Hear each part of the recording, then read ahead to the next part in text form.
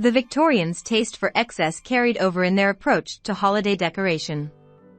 An abundance of fresh-cut greenery, garlands, wreaths, bows and mistletoe were used to decorate Victorian houses, indoors and out.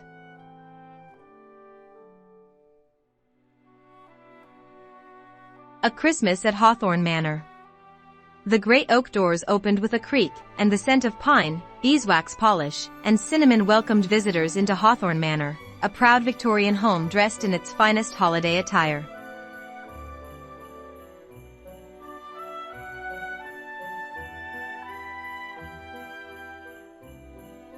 The effect of all that greenery, mingled with the aroma of home-baked sweets and a Christmas punch, would have captured the senses, and combined with the sounds of Christmas carols played on instruments such as a violin, an upright piano, flute, or melodeon, would have created a very happy Christmas reception indeed.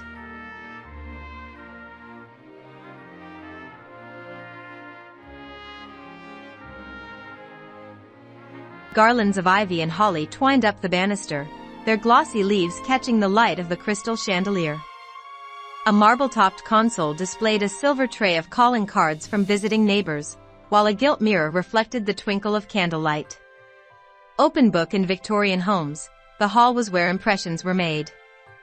Guests lingered here first, warming their hands before entering the parlor.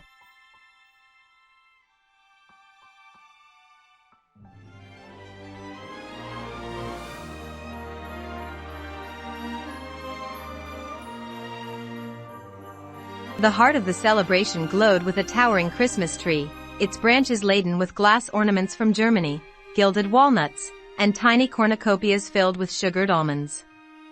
Candles in brass holders flickered among the branches, casting starry patterns across the velvet curtains. Children pressed close to admire the presents, packages tied with silk ribbons, hand-carved toys, and lace-trimmed books of poetry. Thanks to Queen Victoria and Prince Albert, Christmas trees became the crown jewel of Victorian decor, quickly spreading across Britain and America.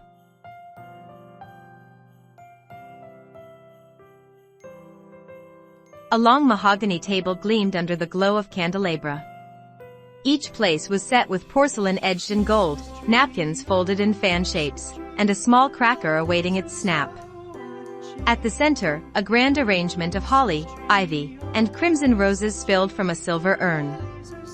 The scent of roast goose and mulled wine filled the air, while a pudding sat nearby, ready for its dramatic entrance, soaked in brandy, then set aflame.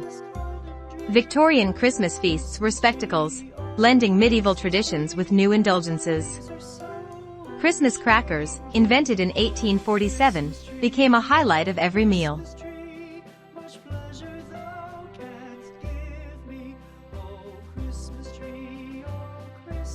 Quiet and intimate, the library offered a retreat after supper.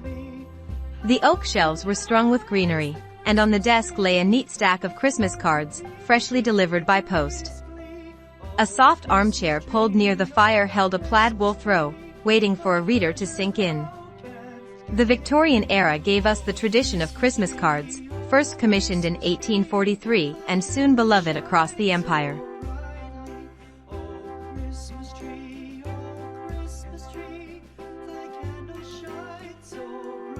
The kitchen at Hawthorne Manor was alive with motion and fragrance. Copper pots hung in gleaming rows along the walls, their polished surfaces reflecting the golden glow of the hearth. The great iron range hissed and crackled, roasting chestnuts while a kettle of spiced cider steamed nearby.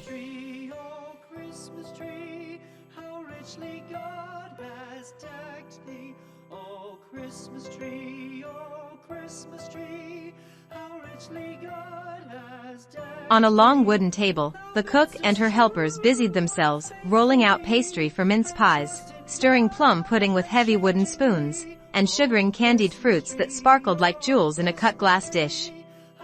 A bowl of oranges, studded with cloves in intricate patterns, perfumed the air with sweet spice.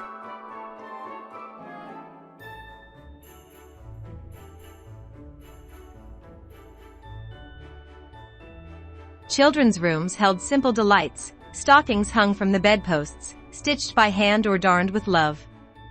An orange, a tin whistle, and perhaps a small doll or wooden soldier awaited discovery at dawn. In the master bedroom, a small evergreen sat in a porcelain jug, its branches dotted with ribbon bows and sprigs of mistletoe.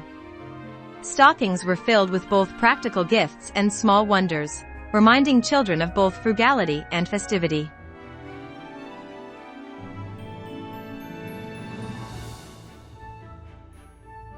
Hanging from mantels, banisters, and walls, stockings were present for those visiting the home on Christmas Day.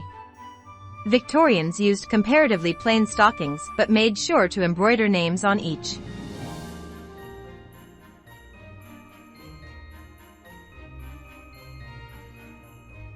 For Victorian households, the kitchen was the true engine of Christmas. Days, sometimes weeks, of preparation went into the feast. Many recipes were steeped in tradition. The plum pudding, for example, had to be made on Stir-Up Sunday, 5 weeks before Christmas Day, with every family member taking a turn to stir for good luck.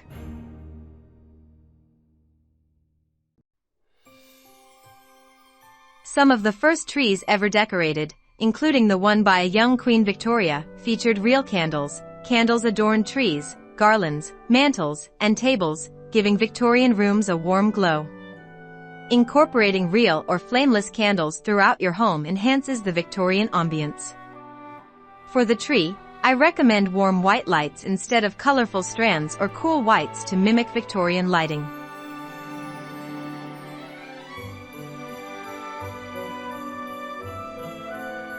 The guests arrive in carriages, crunching over snow. The butler takes coats in the entryway, where garlands and holly welcome them. The family gathers around the Christmas tree, lit by candles.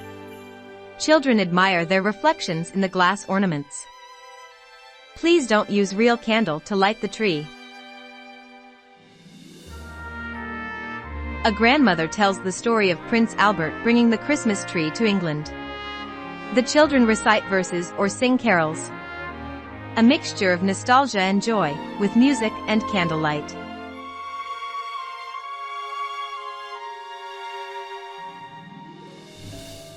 Midnight carolers pass by the manor, their voices carrying over the snow. Guests step onto the porch to listen, wrapping cloaks tighter against the chill. The host drops coins into the carolers' basket, a child waves goodnight from the frosty window. A beautiful blend of community and timeless tradition.